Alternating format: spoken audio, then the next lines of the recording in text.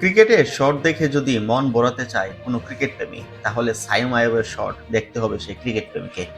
7 বছরের হারের পরিসংখ্যানকে নিমিষে শেষ করে দিলেন পাকিস্তানি এই ডেসিং ওপেনার। লং অনের শটগুলো দেখে মনে হচ্ছিল বোলারকে তুলোধুনো করতেই যেন উঠে পড়ে লেগেছেন এই বিধ্বংসী ডেসিং ওপেনার। দীর্ঘ 7 বছর পাকিস্তানের ডায়েরিতে যেখানে শুধু হারের পরিসংখ্যান, সেখানে জয়ের আশা করা তো একটু কঠিনই বটে। আর সেই রেকর্ডকে ভেঙে নিজের করে নিলেন সাইম আইয়ুব।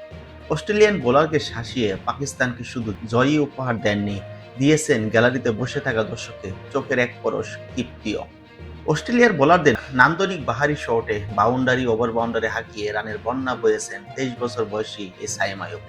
ইনিংসের শুরুতে সতীর্থকে হারানোর পরেও তাকে অস্ট্রেলিয়ান বোলাররা কোনো চোখেই আটকাতে পারছিল না।